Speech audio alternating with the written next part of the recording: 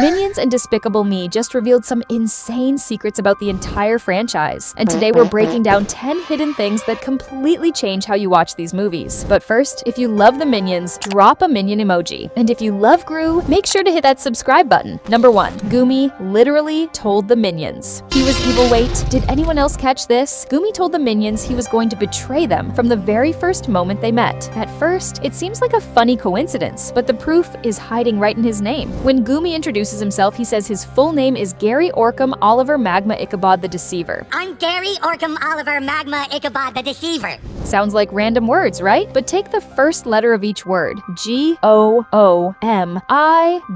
That spells out Goomy. But here's the wild part. In that same name, Goomy literally says that he is the deceiver. He's telling them straight up that he's going to betray them. He's admitting it right there in his introduction. And sure enough, when Goomy releases the monster for the Minions, it's not so they can have their little movie. It's so he can use the monster to destroy and take over the world. So maybe the Minions should have listened when Goomy literally told them in his name that he was evil. The clue was always there. Number 2, James the Minion created Legos. Accidentally. Did you know that one Minion accidentally created Legos? In the latest Minions and Monsters trailer, there's a flashback showing the Minions serving a giant evil Cyclops. While the other Minions did boring work, James was different. He was creative. He wanted to make something, so he decided to create a prehistoric version of Legos. Little painted blocks, one representing the Cyclops and others representing the Minions. But the Cyclops had no respect for James's art. When James showed him the creation, the Cyclops just went to step on it. The Lego got stuck in the Cyclops' foot, and he started hopping around in pain, crashing into sharp objects everywhere. The Minions worked together to pull the Lego out of his foot, but then something worse happened. The Cyclops stumbled back and sat on one of James's other Legos, right up his you-know-what? This sent the Cyclops flying backward off a cliff, where he landed on a bunch of spikes and died. So James accidentally created Legos and used them to kill his own boss. An outcast becomes a legend because he couldn't help being creative. Number 3. The same granny appears in every Despicable Me movie. Have you ever noticed the same granny showing up throughout the entire Despicable Me franchise? Her name is Edna, and she's basically everywhere. In Despicable Me, she first appears when Gru nearly crashes into her while driving. Later, you can spot her at the amusement park and at the girls' ballet recital. She's just there, always watching. By Despicable Me 2, things get weirder. She shows up in the plaza, then somehow she's on the same plane as Lucy. And even stranger, she appears at El Macho's party. In Despicable Me 3, Lucy finally greets her and we learn her name. But the craziest part? Edna even makes an appearance in the Minions movie. She's one of the only characters to appear across the entire franchise. The question is, why is this granny everywhere? Is she just a running gag or is she something bigger? What is Edna really doing in this universe? Number 4. Despicable Me. 4 is copying Disney characters. Did you notice that Despicable Me 4 looks suspiciously similar to Disney movies? If you watch the trailer closely, you can catch some things that look way too familiar. The new villain looks almost identical to Dr. Doof from Phineas and Ferb. They're both crazy scientists who want to take over the world. But it goes deeper. Look at the shape of their heads, their long noses, their mannerisms. They're basically the same character. But that's not even the wildest part. If you look at Gru Jr. in the trailer, he's probably going to remind you of Jack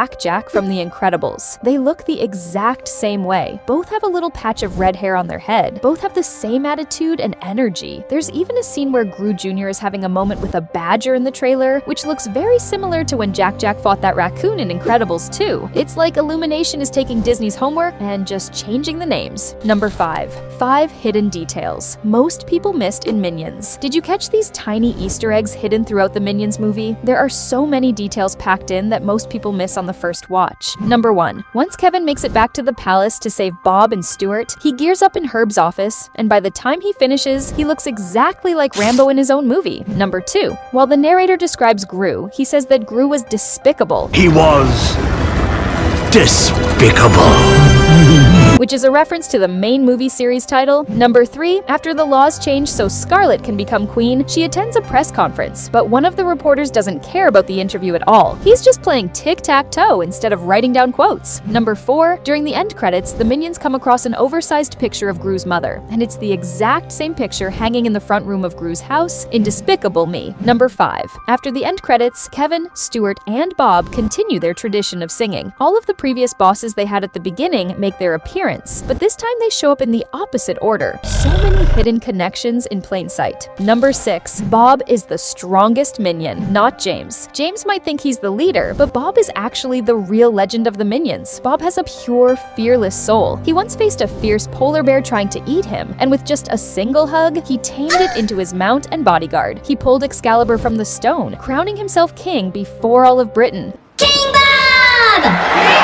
Even Queen Elizabeth abdicated the throne for him, but the craziest part is his insane luck. Bob constantly dodges lethal hits that should kill him. He saves his friends when nobody else can. Henry is loyal, but he lacks creativity. Ed is strong, but he only communicates through sign language. James has the creativity and the vision, but he doesn't have Bob's pure power and luck. Every time the minions face their biggest challenges, it's Bob who pulls through with something impossible. He's not the loudest or the most famous, but he's the one who always survives when the odds are completely against him. Number 7. Minions came from an ancient monster named Irene. Wait, where did the minions actually come from? This theory completely explains the origins of the entire species. In the first Minions movie, we see them start as tiny yellow blobs with eyes. But in the new Minions and Monsters trailer, something huge is revealed. The minions summon an ancient monster called Irene, a giant yellow body covered completely in eyes. She looks almost identical to the original minion blobs. What if Irene was the original creature? And in ancient times, she got shattered into hundreds of tiny pieces. Those pieces became the minions we know today. That would explain everything. Why some minions have one eye, while others have two. They come from different parts of Irene's original body. Why they're so drawn to serving evil, it's built into their DNA from their origins. Why they're all similar, but slightly different, they're all fragments of the same source. So the minions weren't created. They were broken apart. Irene is their mother, and she's been locked away since the beginning of time. What happens when she wakes up? Number 8. 5 hidden Easter eggs in Despicable Me that connect everything. Did you notice these hidden details buried in Despicable Me? The number on Gru's ticket is 0720689, which is July 20th, 1969, the exact date of the first moon landing ever. That's not random. On the DJ set, you can spot a flipped Blu-ray logo stylized as Gru-Ray. The bank of evil that Gru visits was formerly the Lehman Brothers, which was one of the largest banks in the world that failed in 2008 and caused a global financial crisis. On Gru's shelf, you can see his macaroni prototype rocket that he made as a child. It shows up again at the end of the movie, proving that Gru kept his childhood dreams. But the wildest detail, in the family tree scene, we can see Gru's family lineage, and one of his ancestors appears to be some type of wolf or creature. What does that mean for Gru's bloodline? Is he part monster? The connections go way deeper than anyone realizes. Number 9. Minions are actually immortal because their days reset. Did you realize that minions are literally immortal? This theory completely changes how you understand the entire franchise. Minions have been around since the beginning of time. They've survived meteors, ice ages, evil villains, and their own stupidity. They should have all died by now, but they haven't. And the crazy thing is, the same number of minions alive back then is the same number alive now. So how do they survive when they're so clumsy and screw things up all the time? Well, there's a Minions short called Benny's Birthday that reveals the truth. On Benny's birthday, it's absolute chaos with all the minions celebrating. It gets so dangerous that Benny actually gets killed. But when he wakes up, it's the start of that same day again. He dies over and over and wakes up repeatedly until he finally survives the day. So minions are immortal because their timelines actually reset every time they die, until they make it through the day without dying. To us, it looks like they're surviving by luck, but the reality is way darker. They've experienced that same day hundreds, maybe thousands of times. They've died countless times, but the only timeline we see is the one where they survive. Number 10. There's a major plot hole with the fart bomb. Wait, did anyone else catch this plot hole in Rise of Gru? In one scene, Gru throws a fart bomb into a movie theater. This clears out everyone so Gru and the minions can watch the movie in an empty auditorium. But here's the problem. Gru is wearing a mask to protect himself from the smell. So if the fart bomb is that powerful, why aren't the minions wearing masks too? Some people say minions don't have noses, so they weren't affected, but that's not true. In the first Despicable Me movie, Dr. Nefario invents a fart gun, and one of the minions faints from the smell. So we have proof that minions can smell. They have noses. They should have been affected by the fart bomb just like everyone else in that theater. So why did the fart bomb clear out the entire theater but leave the minions unaffected? Is Gru lying about what the fart bomb does? Are the minions immune to farts? Or is there something we're missing about how minion biology actually works? And that's it. Which theory surprised you the most? Was it Irene or the immortal minions? Let me know in the comments. If you want us to break down even more minions mysteries, mysteries. Hit that like button and make sure you're subscribed because we're uncovering the biggest secrets in Minions